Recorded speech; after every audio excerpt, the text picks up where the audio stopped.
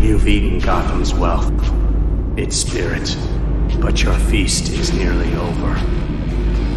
This is not my home. It's an operating table. And I'm the surgeon. Why aren't you laughing? From this moment on, none of you are safe.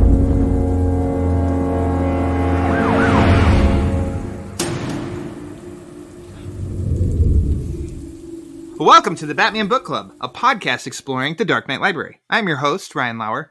The Batman Book Club is a proud member of the Batman Podcast Network, hosted by Batman on Film. Just go to batmanpodcastnetwork.com for a whole list of other Bat-related shows that also love to dive into other nerdy subjects we all love to frolic about in our free time. The Batman Book Club is also a member of Patreon, so if you enjoy what happens on the show here and you'd like to support it, just go to patreon.com/thebatmanbc. Now, thank you for listening to episode number 75, Gotham Noir.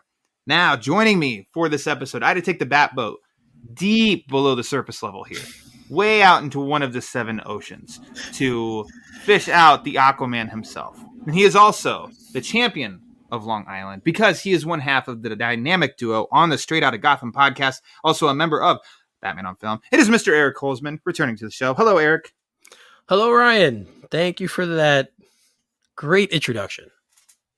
Well, you know, we're creeping up on spooky season. I thought you'd maybe do a Winifred Sanderson. Thank you, Max, for that marvelous introduction. No, you know what I'm talking about. I leave that stuff to you. That's all me? Okay. That's all you. That's your thing. It's time to watch some Hocus Pocus. Thanks for coming back. You're no stranger to the show. You've been on before to talk about my favorite story of all time, The Long Halloween. You talked Grant Morrison's very basic standard story, Arkham Asylum. We did some crossover episodes with Straight Outta Gotham for the future state, and now here you are with a little Gotham Noir. Yes. So thanks for coming back. Thanks for having me, man. It's been a while. It's been a while since it's just the Grant Morrison Arkham Asylum show was last year. I think around this time, maybe even a little. I don't remember. But this has to happen every time. This is for Pete Vera. It's been a while. He always loves the stained mic drop. I think we might need that mic drop in here. All right, I'll get it. Let's make it happen. Before we hop right into the story of choice, you know, I gotta ask you, what have you been reading lately? Usually I say, what have you been reading Batman lately? But for you, I will just say reading lately. What have you been up to? Honestly? Yes. Fantasy football stuff, man. That's what I've been reading. Nerd alert! I'm being quite honest. Fantasy football, obviously football season starting, and I run the league that you are now in, which is awesome. Yes, sir. And then I'm in 2 other leagues, and one of them I'm a defending champion. It's a dynasty. So I'm really trying to make sure this year I don't have any slip-ups. That's been the focus of my reading recently, and just in general football stuff, because I'm a huge football fan. So it's been a lot. I'm not reading anything prose or comic based or anything like that, which I probably should. I've been saying it to myself lately. I need to start reading more. I watch too much television, so I need a different kind of escape. But I mean, plug it here now. I guess that you watch too much television, sure, but one of them is for a current show related to DC and Titans. Yes. You write reviews on Batman on Film. Yes, I do. So the time that this episode will drop, the latest episode will be number 7. Yeah. And it'll be on the site. So check it out there for all you fine folks listening to read the words of this champion. It's been a fun season so far. It's been a very good season so far. So when it's good and more people are involved and more people are watching it and they want to talk about it, it's always fun to review a show like that. So I know this is the book club, not the TV club, but I'm just going to say with that, we are hitting the mid-season marker here. That if it continues on this path it's been on of good, then for me, that will be already better than previous seasons, because half of the first 2 seasons, half of season 1 and half of season 2 I've liked, and the other halves I don't. And they've kind of flip-flopped. It was the beginning of one and it was the end of the other. And this one so far, it's consistent. So yeah, just real quick. I mean, I say this in my reviews, but the show in the past has had a history of dragging, like really drags to get to where it needs to go. Yeah. This year they haven't done that so far. So that's why I think most people have responded to it well and are very, very into what's going on. And it's just been really like very, very deep this year. There's a lot of stuff in it. So Very Gotham centric, which maybe that has something to do with it. Huh? yeah, I think yeah. I do think that having a little bit more Batman influence in the story is helping it this year. So Sure. I agree. All right, but as you said, you did read one thing recently for sure, and that is Batman Gotham Noir, which I don't know if it was because I don't have the actual copy. If it was originally released as just Gotham Noir, or if it's always been. Oh, it looks like it's always been Batman Gotham Noir, which is funny because this is definitely a Jim Gordon story, but you got to get that Batman name in there. It was first released in 2001 as a one-shot Elseworlds tale, written by Ed Brubaker and illustrated by Sean Phillips. Gee, you heard of them before? Like I said, originally released as a one-shot. It was then also re-released as a DC Comics Presents one-shot in 2011. That version is available on Comixology for $4.99. It is also available on DC Universe Infinite. Eric, for this episode, which version did you read? the original? You've got the original? What? I don't have it. Well, for this, I just reread it, but I did have the original when it came out. You did, okay. But now, how did you read it for this episode? I just read it on the app. On the app, okay, gotcha. So you don't have the original copy? I don't know where it is. You could have retired. Oh, that's the story of my life. That is the story of my life. Man, you could have retired 6 times by now, but you keep losing comic books. Oh, classic Eric Holzmann. I've never had this. Eric and I talked just a little before we started recording. I kept getting this confused with a different book that I did have. That was an Elseworlds story. And I wish we were recording at the time that I was Googling everything, because I finally, after years of not knowing which one it was, I stumbled across the version I did have. It was called The Batman in 9 Lives. So Batman 9 Lives, which was also an Elseworlds story. It looks very noir, same sort of approach. That was released in 2002. So as for Gotham Noir, I did not have a physical copy, and I bought it just for you, Eric. I bought it on Comixology. So this episode cost me $4.99. So pressure's on that we make this a good discussion. Okay. When was the first time that you read this?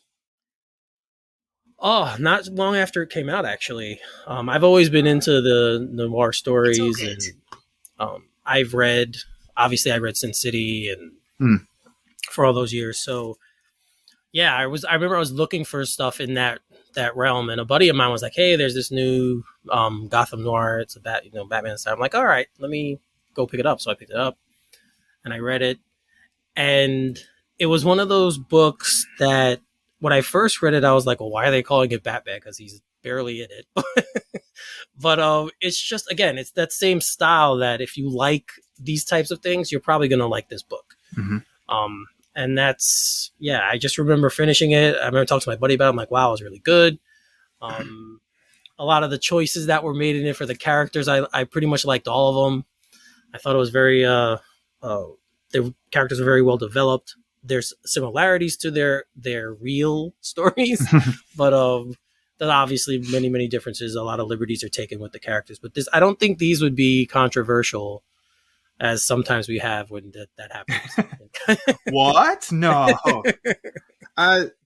This is funny because I've heard of this one before, but I'd never read it. So this is where, as I say, when I stumble across something like this, it's always fun for me on this side of the mic because it's a Batman story that I haven't read before, and I got to experience it for the first time.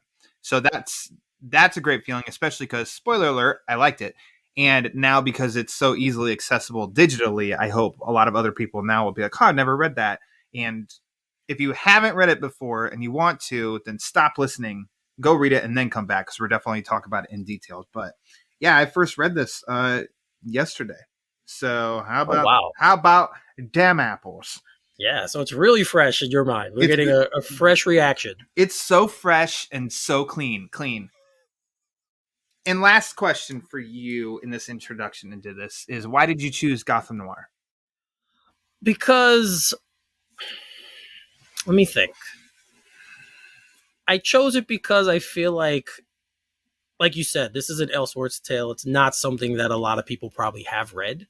So I always try, when you ask me to be on the show, I always want to pick, obviously not the first one, because that one was one we both love and no one had talked about it yet. So I'm like, if no one said Long Halloween, I want to do it. Nobody talked about it yet, aka Pete, because he was the only one on the show at that time. Right. So I was like, no one claimed it yet. Mine. Let me do it. But I try, now when you ask me, I'm like, well, let me try and pick something I don't think many people might have read.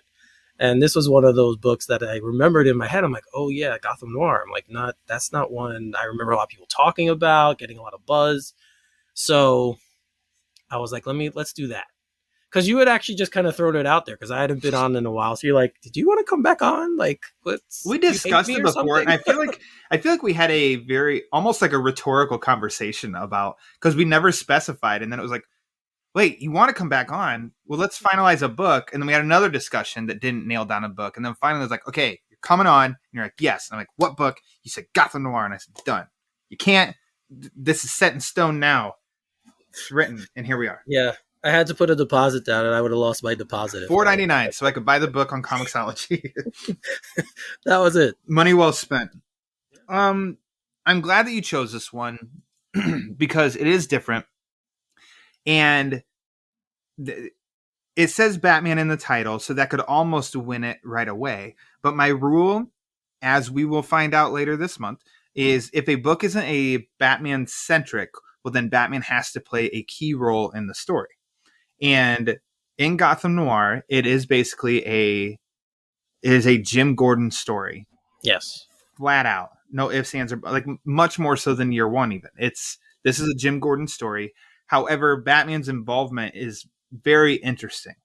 And we'll get to that when we start to go into the story. So I want to talk really quickly about Ed Brubaker and Sean Phillips. Now, if you're an avid comic book reader, these are two names that are very familiar to you as they've launched so many successful comic book series.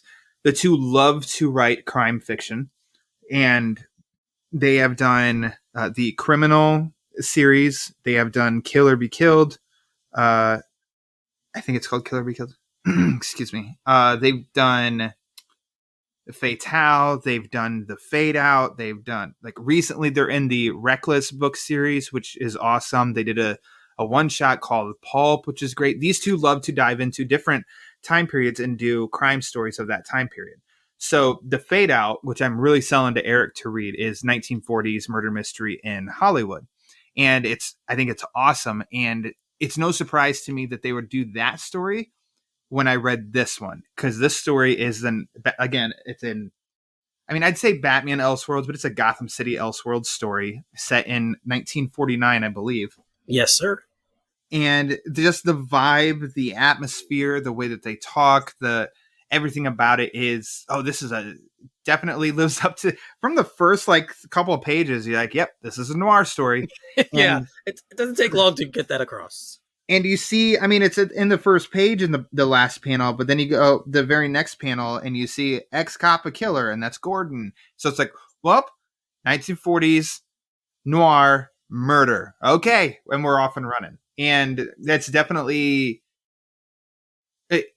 the team have only perfected their craft as the years have gone on, but it's so great to see that this is even now 20 years ago, and this could have been something that I feel could have said, oh yeah, this was released last week, and they're just as good. Like, I think this is this is just a really good story, a really good Elseworlds story that's like 60 pages. It took me probably like an hour to read, and I just read it beginning to end. Yeah, there's my sell. There's my pitch on Gotham Noir. I like it. Yeah. Obviously I agree. So this book, it is a typical noir tale. Like, it's very much one we've heard before, but again, it has characters that we know in a different light. So that's what makes it, I think, interesting for the reader, especially if you know these characters like we do. Because we just see right at the beginning that we know that he's running and ex-cop a killer, and Gordon says that he didn't kill anybody. And this seems like a straight up formula of one of these kinds of stories too, is not the very end, but close to the end. And then now let's rewind and let's retell and see how we got here. And it was a cool revelation to see right away that, oh, he's being chased by Batman. So this definitely does have Batman in it. Yes. The nuts and bolts of it are, I mean, Gordon's an alcoholic, and he's living in his office. He's a private detective now, and he wakes up next to a dead woman, and all fingers point to he's the one who did it. And though his night was hazy, he just feels flat out like he did not do it. And the story then uncovers the plots and details from there. And we get different characters that we're familiar with, but they have some twists to them. I don't think drastic. I don't even know if I even say twists. They're just like they kind of are themselves, just maybe a little different, you know, like right. Like they're not as we know them obviously to be, but there's similarities to other interpretations we've had from them. So if you've read other tales, you'll also say, okay, that kind of makes sense for that character. Mm-hmm. I don't know if you want to get specific. Yeah, go for it. Dive right in. So like Selena, right? She runs the Kitty Cat Club. So right then and there, you have the cat reference. You have Selena Kyle. So like that's there, and I guess you could say similar to what we knew her in, like say The Dark Knight Returns, right, where she was, that was a little different kind of thing, but she ran a whorehouse there. And here you have the same kind of a deal. So the character, what we learn about the character is she's very much Selena in the story, right? She's strong, she's strong-willed, she's in charge, she takes no crap.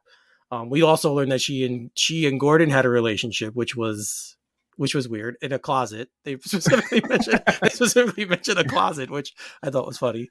Paradise, I tell you. But yeah, so that's a little different, but still, it's Selena Kyle, right? Like that's the one. We just don't see her in a Catwoman costume because this is so grounded. There's one person, like there's one figure in in tights, and that's Batman. Everyone else is themselves, except for maybe one, which we'll get to. Carry on. Yeah, so that's, I was just like going on what you said. Like that's the thing. Obviously, Batman is you mentioned Batman, right?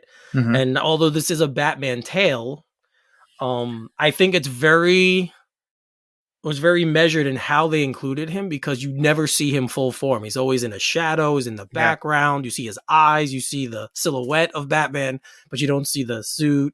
You don't see the bat symbol. You don't see any of that. So like that. And then Bruce Wayne and Jim Gordon in this story both served in World War II together. They were, they knew each other from that time in the past, and there's some friction there. Bruce Wayne is very much the Bruce Wayne, though, that we're used to. Like, he's very much the same guy. He's in a relationship with Selena now as well. Like, there's a lot of similarities there, like things we know from past stories.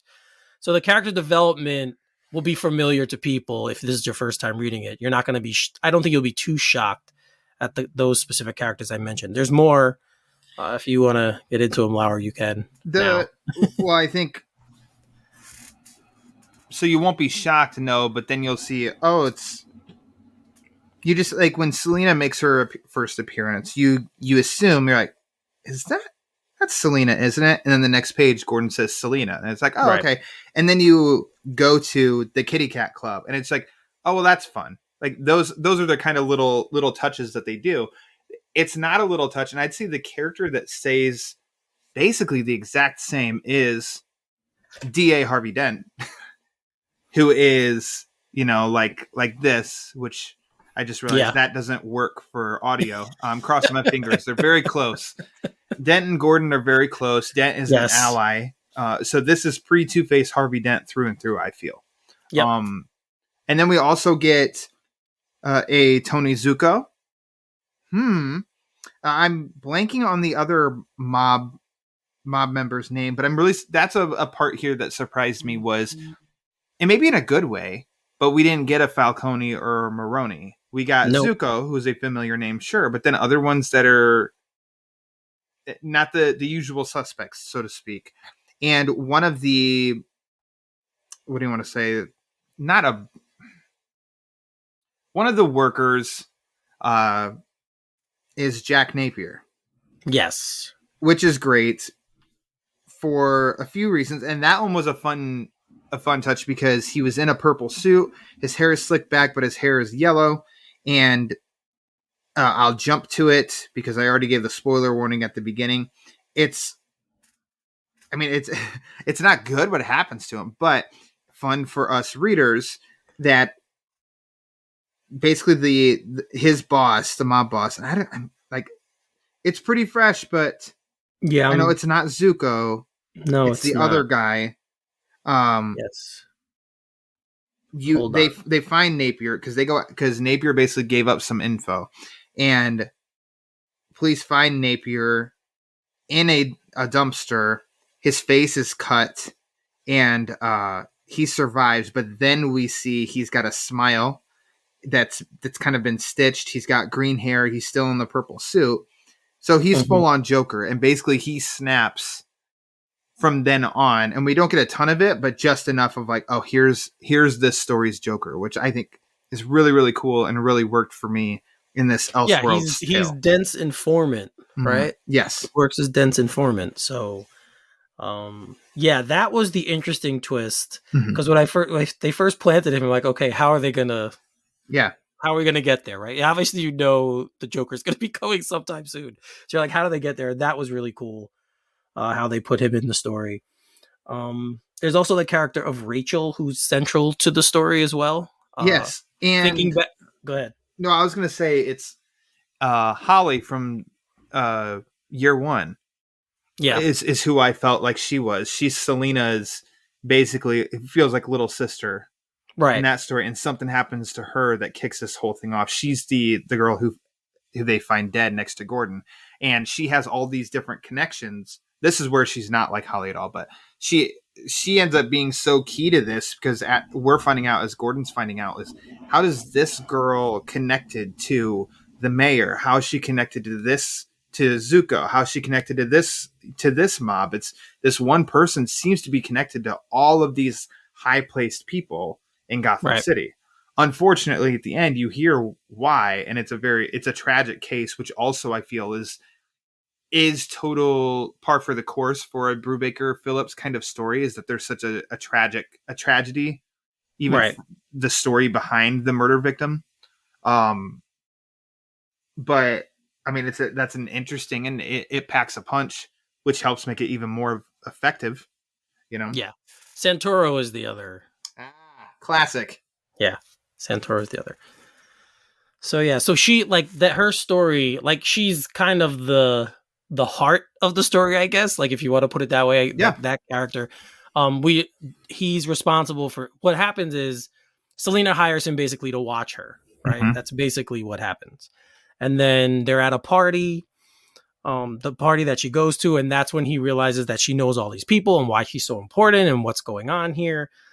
He has a run-in with Bruce, and he's like, well, Bruce, why are you here with all these people? And you see their friction, right? Because he's raising money for a crooked mayor, it seems, right? And that seems definitely very sketchy. For maybe that's the only pushback at first that I had with this story as a Batman loyalist was, hold on a second, Bruce, what are you doing?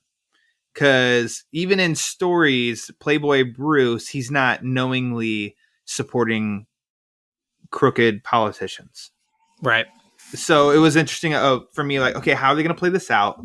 Clearly something's got to happen, because every other part of this version of Bruce Wayne is, I think, spot on accurate to how we know him. He's just in a different setting. He's in 1949 instead. So carry on. Yeah, so that's how, like I said, there you see Gordon talking to all these people now. He's getting angry, mad. He starts drinking again. He kept saying to himself, I gotta stay sober. It's my job to watch her. Eventually he doesn't. He falls off the wagon again, and he winds up getting drunk. And then, as you said, the next thing he knows, he wakes up in an alley, and there you go. That he's next to Rachel, who's now dead. So, and again, this happens, as Lauer said, the narrator of this story is Jim Gordon, right? Like he's Mhm. telling his story to Batman because that's how it happens at the beginning. Because Batman's like, I'm taking you in. So he's like, no, I have a story. So Batman's like, all right, I'll listen. And then he tells him all these steps, and it's told from that vantage point. And it's just like, it's very typical noir storytelling in that regard. Like if you know Sin City, obviously you know these types of stories. They're always told from that point of view. Well, I can even say, and I know that there's more movies like this, but for some reason, I think Joker with Joaquin, it stuck with me because that's for some reason that's the most recent in my mind where it's like, holy shit, this guy is in every single scene. Yes. And in this comic, in this story, Gordon is in every single scene. Like that's how there's no hesitation in me to say this is more Gordon than year one. Because year one was splitting of we have two lead characters in this between him and Bruce. And instead we're following here with him. We are lost just like he is. We are figuring it out as he is. And I think that plays out really well here because I think that's why I was able to, one, because I knew the length of the story when I sat down to read it, but that's what kept me from hitting pause in the story and then coming back to it again. It's like, no, I'm just going to sit and I'm going to read this whole thing out. And the story just kind of kept building. It kept having little twists and throwing him like, well, how's he going to get out of this one? And which it was a page turner for me. And I think that's why this isn't like a typical, Batman or comic book story, but it's just as good as most that I've covered for this show, though, too. It's very cinematic, right? Yeah. Like that's probably the way you could put it, and people would understand it. It's very much a cinematic story. You could easily see this on television or on a movie screen and be like, if that was the source material, if we didn't have this story behind it, like if that was the first time you saw it, you'd have the same impact, I think. Mm-hmm. And that's what I always like. That's what I like about these kinds of stories. Can you put them in other mediums? Yeah. And they'd still have the same impact. And I think this one definitely would. I mean, there's a scene where he's getting beat up by the mob, and like, this is what I wish Gotham was. Let's just go there, right? Like, yes. That would have been a cool show. Let's just put that right out there. Peter Vera's favorite show, Gotham. Yes. And I think we are in for a treat with this show that's going to be on HBO Max because we could just totally, since Matt Reeves is in charge of that, he said Chinatown was an influence for the Batman. It feels like this story, what we're getting in this, there's so much better odds that this new show is going to line up with this more than Gotham itself did. Yes. And that's exciting.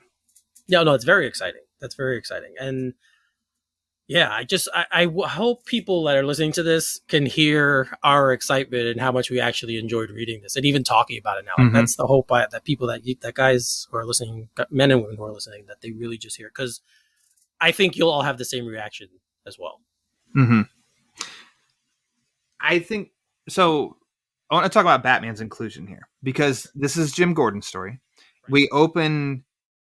We open with Batman chasing Gordon. We end with Bruce Wayne talking about Gordon. And in between, we get moments of Batman basically building that alliance with Jim Gordon. Right. I like those moments.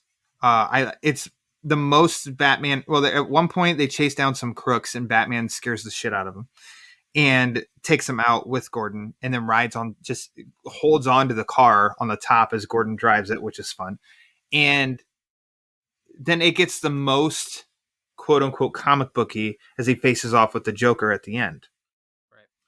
Now, at the end, he's at the cemetery. Spoiler alert. Jim Gordon dies. So they're at Gordon's funeral and Bruce is talking to Dent, in which Dent says, yeah, it is Dent. Dent says, because I made him up, talking about Batman, said, I needed something to strike fear. Wait, am I right in that's... Yep, yes. That's right. Okay. I don't know why I'm getting myself confused. No, so Dent said, I needed something to strike fear into the hearts of the mobsters that were running this town. So I got a few of my snitches to start the rumor, and it took off like wildfire. anything to help lower the crime rate around here. Just doing my job. So it's almost implying that Dent made Batman up. So that at least had me thinking. And I wasn't trying to think too much into this, but Dent's implying that for the story, Batman is created by Dent as just a rumor, which made me flip back through of, okay, so can Batman be, does that hold up that he isn't real in any of these panels that he's in? And no, that doesn't hold up. It's no, Batman is real because there are certain moments like when he is fighting other criminals, when he is taking out the Joker while Gordon is doing something else. Right. So Batman is real. Okay, so then it made me quickly think like, hold on a second. Do we know if it was Harvey or Bruce? Was it maybe Harvey that was Batman in this version? And then I feel like the story's almost open-ended that way because we don't see anything that proves Bruce Wayne is Batman. We don't, but it is alluded to at points that I think by Selina or even by Gordon in the story that when Bruce is around or when Batman's around, Bruce isn't. So I think that's part of the story, which kind of makes you think that's same. But I do agree with you that I'm not 100% sure, right? So it's a very ambiguous way that it's written that maybe to the people, that's what they're thinking. And maybe that's what we're supposed to think. What adds to that is the big grand finale in how Batman's helping Gordon take out Napier. And then who is it that grabs? Oh, when Napier. So Bruce shows up in a white jacket, right, and is on the stage with everybody. This is when Napier shoots Gordon. You turn the page, and then Gordon's wife is down on her knees holding his hand, and then it cuts to looking up at her, and Batman's up in the rafters at that point. Right. So, like that, Bruce Wayne is gone, and there's Batman. And it'd be really hard for people to not notice that. Right. So, I don't know if this was their intention. Meanwhile, in this whole scene, I don't think Dent's here at all. So that to me has a little bit, I think that's where I scratched my brain. And part of it is I'm stubborn enough of like, nope, Bruce Wayne is Batman. Damn it. Bruce Wayne is Batman. It's nobody else. He's real and it was Bruce. But then try to remove myself from that kind of thinking. And the support I feel is there that maybe this is Dent. I don't know. What do you think? Right. It is. Well, Talk you're right. Me off the ledge. No, it's 100% correct. You could be right. Like we know Batman in every form of media, Bruce could be here and then eventually Batman's there. No one recognizes that. Yeah. Where'd he go? He's probably in a closet with a woman, classic Bruce. Yeah. So I mean, it's not far-fetched to think that could have happened, but you're right. The way it's drawn and the way the panels are placed, it's very, very ambiguous. Mm-hmm. And you could be right. I honestly, my brain didn't even go there because of what you said. Bruce Wayne is Batman. So I just automatically was like, no, that's him. He's Bruce. But like I said, I do remember earlier in the story, them kind of mentioning that where's Bruce now? Like there's Batman and there's no Bruce, or when Bruce is, sure. Like so you're right, but it's never implicitly said. It's never implicitly shown. There's nothing that, like I said, Batman is shown as being this shadow. He's pretty much a shadowy figure in the entire story. You don't see a fully formed guy wearing the suit. With glowing eyes. Yeah, that's all you see are the eyes and then like the silhouette of Batman. Yeah. Which is excellent. I mean, that's a really excellent way to draw him for this story because he is in the background, right? Like that's basically his role in this story. He's a background character who impacts, as you said early on, who impacts almost everything that happens. But yes, he's a background character in this. And that's why this book was allowed to be on the Batman book club.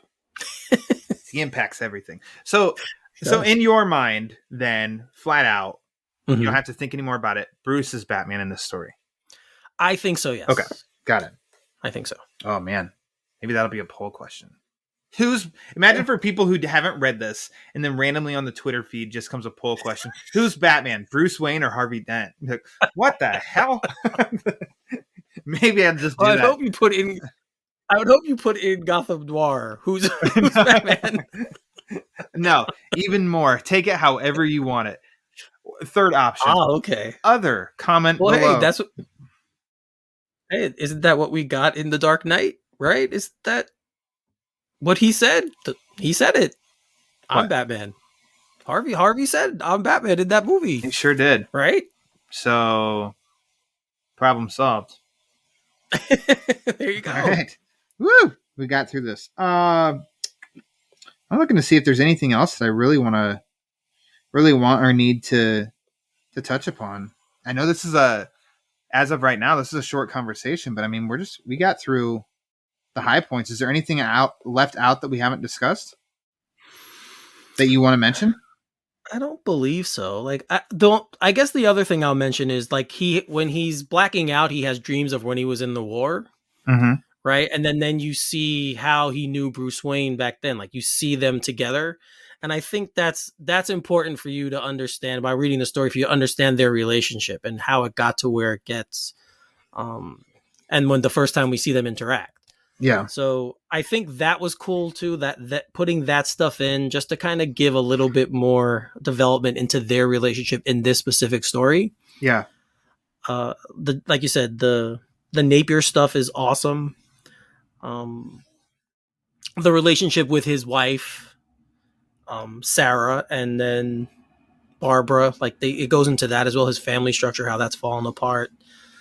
I think that's obviously important to understand his mindset, because that's the reason why he eventually goes on this quest to figure out what actually happened, because he was worried about the safety of his family. And he does go back in the story to the house after I forget which incident happens, but he goes back to stay there and sleep there. And you see that interaction between him and his wife and how he's looking at old pictures of them together. Like, the development of Gordon in this is very, very well done.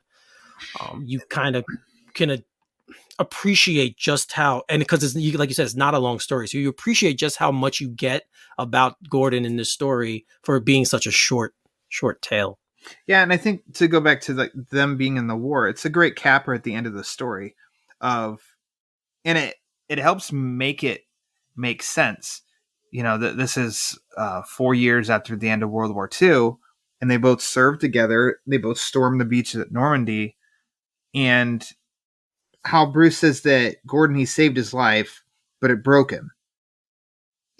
Because Gordon shot someone who was aiming at Bruce there at Normandy, and then by the time he approached him, and he even says, no, he's just a baby. He's just a little kid. Like such a young soldier that he just shot and killed. And that really messed with him. And Bruce said that, you know, he saved my life, but it broke him. He was one of the bravest soldiers in my platoon. We saw a lot together storm the beach at Normandy.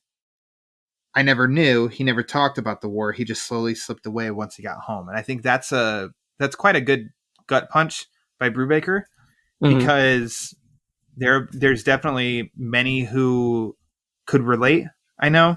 And then there's someone like me who I can't, because I've never served. Right. But the drastic, and I know this is really reading deep into it in a comic, but what are the effects on, you know, soldiers returning, especially a war like that, and to which you feel like you're a hero because you feel like you did the right thing. You stopped the bad guy, you saved someone from being shot, but in the end, that meant that you had to shoot and kill somebody, and then you can come back to resistance, not praise.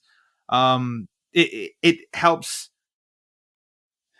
It helps explain. It helps you feel the characterization of Gordon throughout the whole story. What's his drinking problem? Like, oh, he's just another drunk. No, it's his escape from the horrors and the effects of the war on him. And I just think like that's such a great capper to really punch up the version of Gordon we get in this story. So that's a great addition that totally works, I think, for Gotham Noir. Yeah. It's like I said, it just shows you how far that he has fallen. And like this, it's a hero's journey. The story is a hero's journey too. Like he's you know, he does all these heroic things, and it's weird in a Batman story not to have Batman doing the heroic things, right? Like we're getting the Gordon version of it. A hero can be anyone. Exactly. Hero can be anybody. So, and in this story, it's him, and he makes the ultimate sacrifice, Mm-hmm. and it's just like I said. I think it's a story that anyone can read and relate to in some form. Yeah. And I think that's what makes a great story. Like, Preach. that's what makes So, the artwork is fantastic. I mean, I will say this with the art and the way that the story is. It's definitely not Hush. right. And I know that can sound stupid, but that's as far as the pacing and like the action packed Batman's just kicking down doors. And no. This is a slow burn story, slowly giving you answers to questions that you were asking at the beginning. So it's definitely a different mindset that if for some reason you try it and you're like, I'm not feeling it. Okay, maybe you're not in the right mood.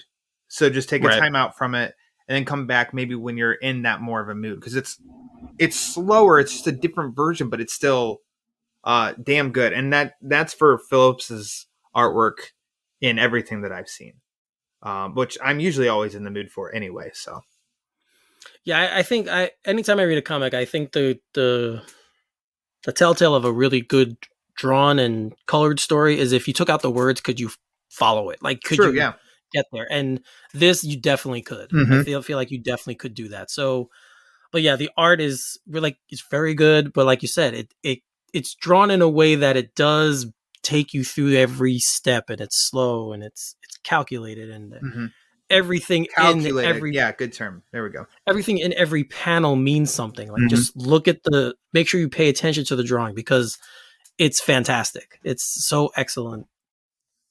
Sean, I know you're listening. Well done 20 years ago. Good job, old chap. Yeah, we'll send this to you. Eric, I want to hop into some favorites real quick. Sure. What is your favorite part of Batman Gotham Noir? My favorite part? I actually like the early part of the story where him and Selina are interacting. It's because I wouldn't have expected that twist that they had a relationship. So, but it's an awesome part because it sets up both of them and it shows you, okay, that's this version of Selina. Like, well, that's the one we're getting. This is who it is. And her, I mean, she's the one who sets him off on this whole thing anyway. So that's probably my favorite part just because I wasn't expecting that interaction to happen. And when it did, I was like, oh, wow. Okay. Look at that. Very cool. There. It's your first taste of a twist on, what do you want to say, this world's version of one of a familiar character.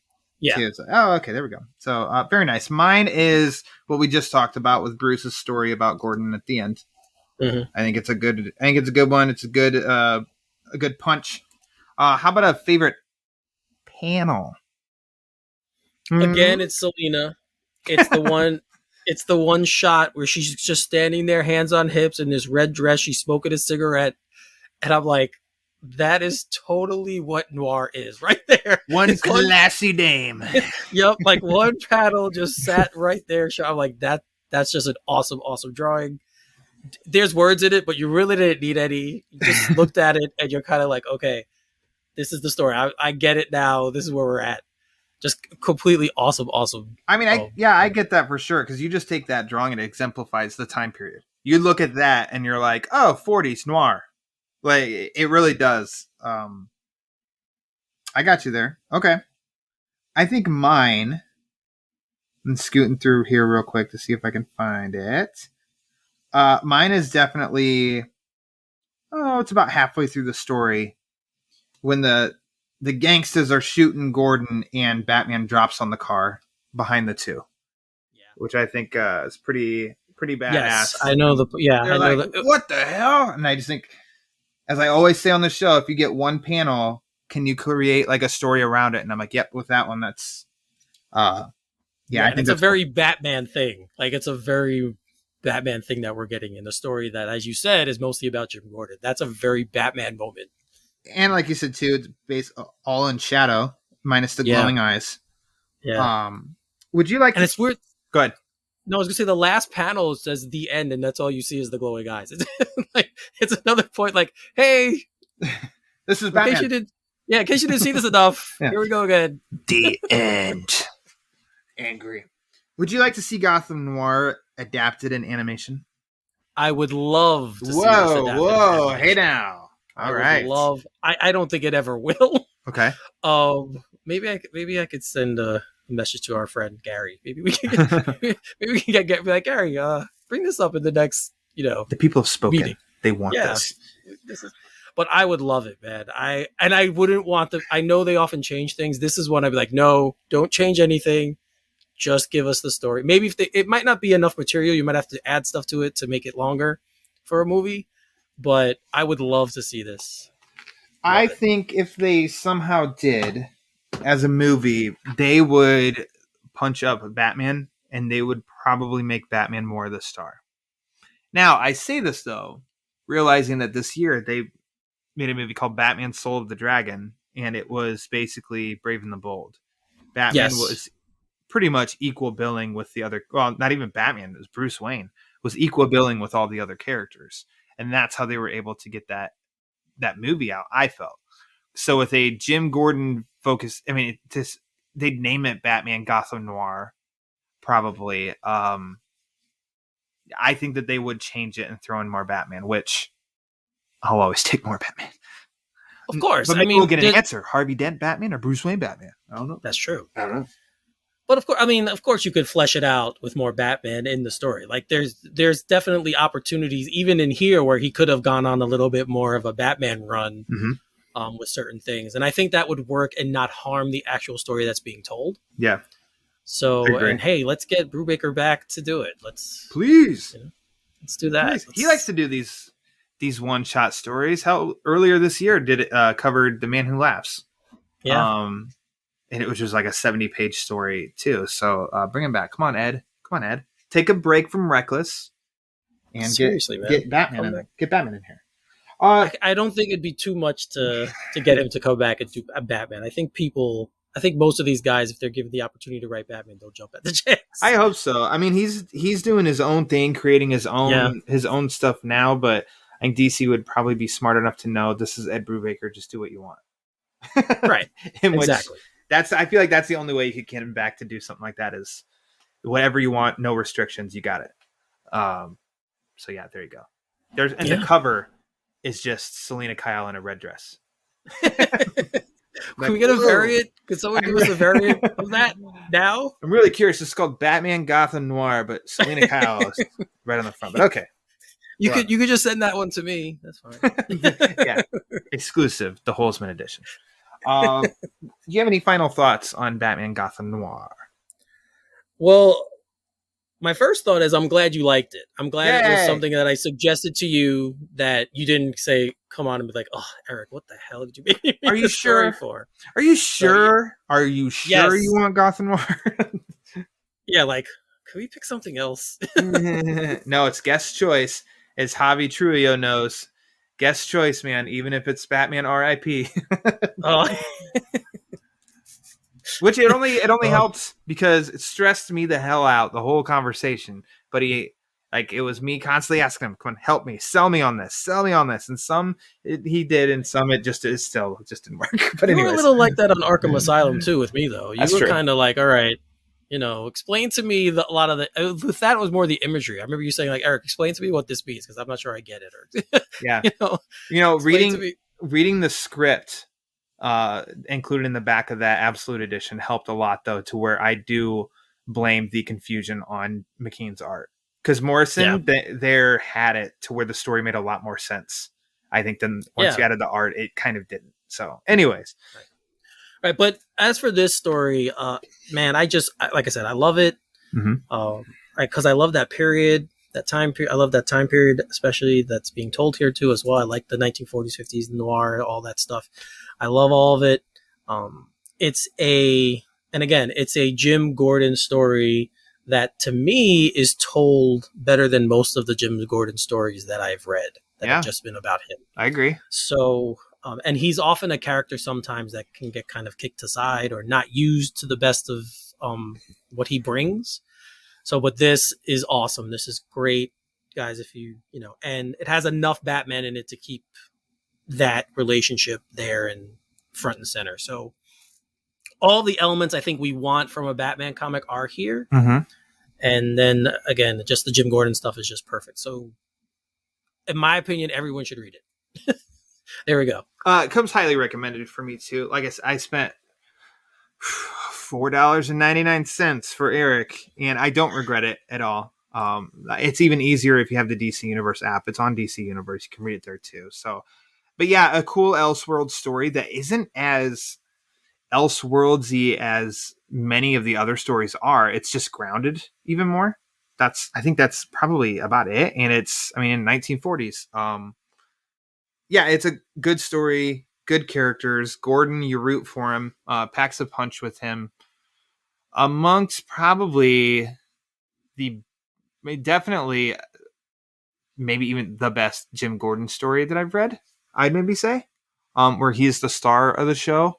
And a lot of people would probably say, no, Year One. But this might be a little bit, I don't know. There's my contenders. Year One is Year One or Gotham Noir, because I don't know. Those are two just really good stories about Jim Gordon. Yeah, highly recommended. Yeah, I agree 100%. 100%. All right. Well, hey, we did it, Eric. We did. There it is. You're back, and just like that, it's over. Why don't you tell the people, spread the word about Eric Holzmann in case they're unfamiliar. All right, so I'll start where Lauer mentioned before. Right now, I am reviewing DC's Titans on Batman on Film. So we are up to episode 7, as Lauer said, and I have to watch it because it's out. I haven't watched it yet. So I will be doing that. I'll be writing my review. Again, you can find it on batmanonfilm.com. If you want to get to me directly, you can find me on Twitter at finally33, spell finale33. Also on Instagram, same thing. You could check out my show that I do with the great Pete Vera, Straight Outta Gotham. People know his voice and name. Yes, the returning champion of many Batman Book Club shows. Yes. Mr. Pete Vera, who also does Team Yellow Oval. He does the Spider-Man stuff with the Carussos from the Vigilantes. He's going to be doing a Hulk with Lauer that Lauer is really looking forward to. Yeah. Might cut that out. Yes. But if you like us or you like Pete and I together, you could hit us up at our Twitter handle at straight_O_G. Check us out on everywhere you can find podcasts. We are up to episode 50, Nifty 50, which we will be recording soon. So that should be fun. Check us out on Facebook as well. We have a Facebook group. We have a Facebook page. All Straight Outta Gotham. Just look it up. You can find us there. Hot damn. Everywhere. Taking over the interwebs. We're trying. What a duo. Well, 1 second at a time. You can follow the Batman Book Club on Twitter and Instagram at thebatmanbc. You can also follow me on Twitter at Lauer_Ryan. The Batman Book Club also has a YouTube channel now where I've done quick reviews on Batman 89, issue 1, and maybe by the time this drops, no, issue 2 will be coming. That's right. You can also write in with questions or comments, concerns. Go to Eric Holzmann at thebatmanbc@gmail.com. If you like what the show is doing and would like to support it, like I said at the top of the show, you can go to patreon.com/thebatmanbc. You could also support the show by buying merchandise from TeePublic.